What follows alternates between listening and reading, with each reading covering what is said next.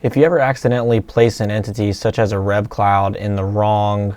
space, as in model space instead of paper space, usually we put all of our rev clouds in paper space, then you can move items and objects from one space to the other using the command CHSPACE. So I can grab all these rev clouds that you can see I've wrongfully placed here in the model space. I'll just grab all these guys and then I'll type in CHSPACE, hit enter, and then it's automatically going to move these rev clouds, as well as it's going to move me out into paper space or into